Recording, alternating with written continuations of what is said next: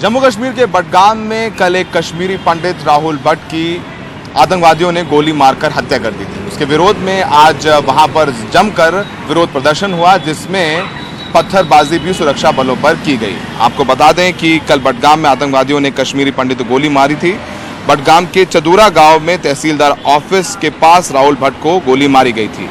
इसमें वो बुरी तरह जख्मी हो गए। उन्हें अस्पताल ले जाया गया, जहां उन्होंने दम तोड़ दिया। पुलिस का कहना है कि 2 आतंकवादी सरकारी दफ्तर में घुसे और राहुल भट्ट को गोली मार दी, जो वहां काम करते थे। तो ये घटना कल की है, जिसको लेकर के आज जबरदस्त विरोध प्रदर्शन हुआ, पत्थरबाजी भी हुई और वहां पर पुलिस ने हल्की लाठीचार्ज भी की है।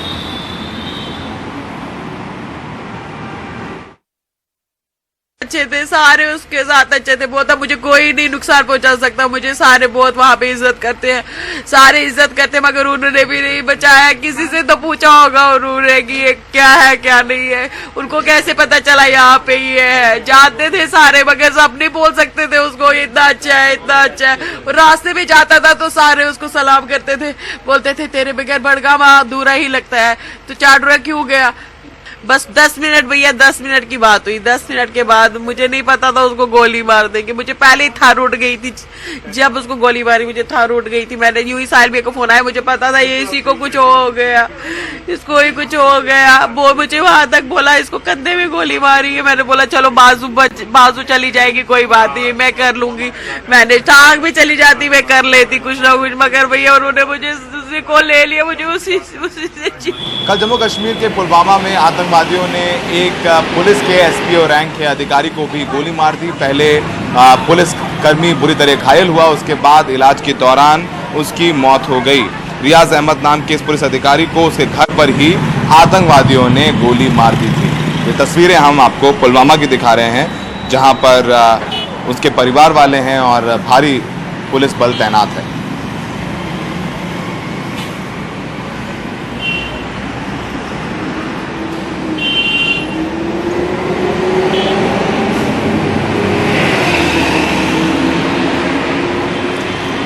एनआईए ने दाऊद इब्राहिम के 2 गुर्गों को गिरफ्तार किया है। इन पर आरोप है कि ये आतंकवादियों को फंडिंग कर रहे थे। आपको बता दें कि लगातार एनआईए ने लगभग 40 से ज़्यादा जगहों पर छापेमारी की थी। इन दोनों को पर आरोप है कि ये टेरर फंडिंग कर रहे थे। गिरफ्तार आरोपियों की पहचान आरिफ अबू बकर शेख और शब्बीर अबू बकर शेख के रूप में हुई है। इन दोनों पर डी कंपनी की गतिविधियों और पाकिस्तान से संचालित छोटा शकील गैंग की अवैध गतिविधियों और आतंकवादी संगठनों की फंडिंग के काम करने का आरोप है। पिछले दिनों एनआईए ने मुंबई में 29 ठिकानों पर छापेमारी कर दर्जन भर लोगों को हिरासत में लेकर पूछताछ किया था। दोनों आरोपियों को आज कोर्ट में पेश कर उनकी रिमांड ली जाएगी।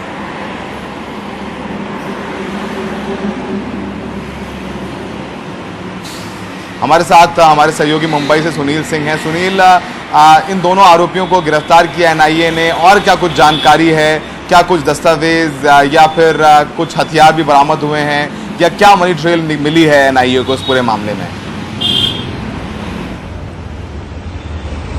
देखिए सौरभ, विस्तृत तौर पर जानकारी तो एनआईए अभी जब कोर्ट में दोनों को पेश किया जाएगा रिमांड के लिए तब देगी।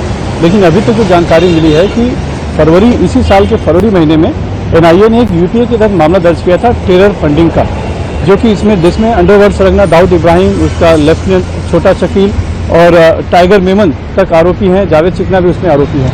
और उसमें आरोप लगा है कि ये सभी लोग जो हिंदुस्तान में, खास करके मुंबई में जो अंडरवर्ल्ड गतिविधियाँ की जा रही है, चाहे वो हथियारों की स्मगलिंग हो या फिर ड्रग्स की स्मगलिंग हो या फिर फर्जी नोटों की द्वारा हो, तो ये जो पैसे हैं वो जमा करके हवाला के जरिए दुबई से पाकिस्तान भेजे जा रहे हैं और बाद में आईएसआई उसका इस्तेमाल कर रही है हिंदुस्तान में टेरर फंडिंग के। उसी नेक्सस के तहत इसी हफ्ते जो है कि एनआईए ने मुंबई और आसपास का जो इलाका है मीरा भाईंदर, वहाँ पर 29 जगहों पर छापेमारी की थी।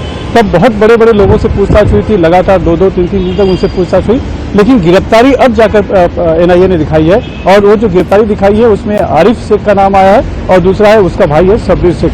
आरिफ शेख दरअसल आरिफ भाईजान के नाम से भी जाना जाता है। जो छोटा शकील है, जो कि इस पूरे मामले में वांटेड है, जिसके खिलाफ एलओसी भी जारी है, उसका रिश्तेदार बताया जा रहा है। और इसकी आपराधिक गतिविधियां रही है, प्रॉपर्टी को कब्जा करना और इस तरह की गतिविधियों में शामिल रहा है। और माना जा रहा है कि जो पश्चिमी उत्तर प्रदेश मुंबई है, यानी कि बांद्रा से मीरा भाईंदर या विराटनगर कहें तो वहाँ पे दाऊद की गतिविधियों को अंजाम देने की जिम्मेदारी इसके ऊपर थी। और ये जो पैसे जमा होते थे ये टेरर फंडिंग किया करते थे।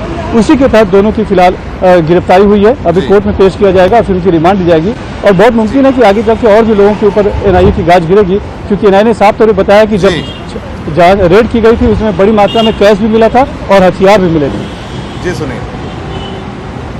जी सुनील, बहुत बहुत शुक्रिया। तो सुनील बता रहे हैं एनआईए को यहाँ पर कुछ पैसे भी मिले हैं और टेरर फंडिंग का पूरा एक मॉड्यूल भी मिला है। तो इस वक्त है क्राइम शो में एक ब्रेक का। ब्रेक के बाद अपराध जगत से जुड़ी दूसरी खबरें। क्राइम रिपोर्ट इंडिया में ब्रेक के बाद आपका स्वागत है। डीआरआई ने दिल्ली में गोल्डन हार्ट करके एक खुफिया अभियान चलाया, जिसमें उन्होंने 24 कैरेट गोल्ड के कई बिस्किट बरामद किए हैं। आपको बताएं कि इस अभियान के तहत दिल्ली एयर कार्गो कॉम्प्लेक्स में एक एयर कार्गो खेप में जांच के दौरान बड़ी संख्या में आयात किए गए 24 कैरेट सोना बरामद किया गया है। ट्रायंगल वॉल्व की एक खेप चीन के ग्वांजू से आई थी और जापान एयरलाइंस की उड़ान से आईजीआई एयरपोर्ट पर पहुंची थी। इस ऑपरेशन में डीआरआई के अधिकारियों ने लगभग 6.25 किलो सोना बरामद किया है, जिसकी कीमत लगभग 32.5 करोड़ है। सोने की ये बड़ी खेप बुधवार को बरामद की गई। इसे लेकर डीआरआई की टीम जांच पड़ताल कर रही है।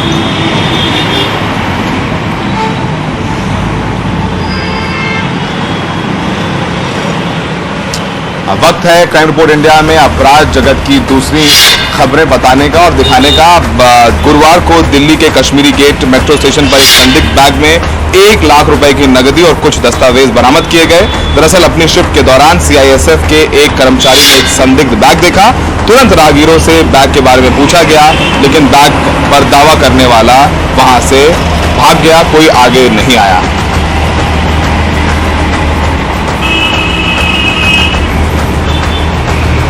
नोएडा में पुलिस ने एक बड़ी कामयाबी प्राप्त की है। पुलिस ने चोरी की 50 से ज्यादा घटनाओं को अंजाम देने वाले गैंगस्टर खालिद को मुठभेड़ के बाद गिरफ्तार कर लिया।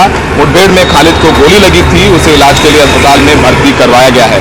उसके पास लूट की बाइक, मोबाइल, बंदूक और कारतूस बरामद किया गया है। वहीं खालिद का साथी रिजवान अंधेरे का फायदा उठाकर मौके से फरार हो गया।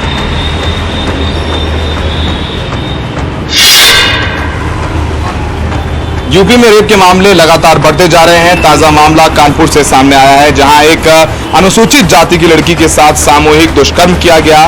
पुलिस ने आरोपियों के खिलाफ मामला दर्ज कर आगे की जांच शुरू कर दी है।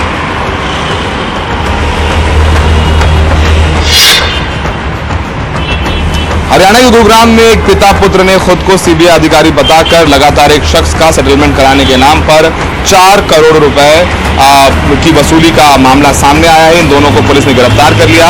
पुलिस के मुताबिक इस मामले में और भी लोग शामिल हैं, जिनकी तलाश पुलिस कर रही है। पुलिस के मुताबिक इन लोगों ने और भी लोगों से पैसे ऐंठे हैं।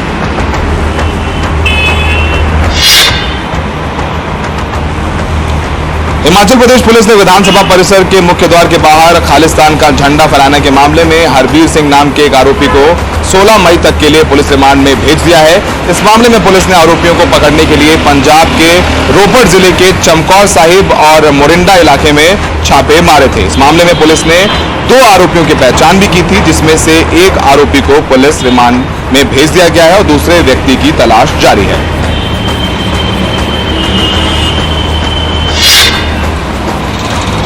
गुरुवार को महाराष्ट्र के गढ़चिरौली पुलिस के सामने 2 नक्सलियों ने आत्मसमर्पण कर दिया। इन दोनों पर हत्या, आगजनी, सुरक्षा बलों पर हमले जैसे कई मामले दर्ज थे और इनके ऊपर करीब 12 लाख का इनाम भी रखा गया था। 2019 के बाद से अब तक 47 नक्सलियों ने गढ़चिरौली पुलिस के सामने आत्मसमर्पण किया है।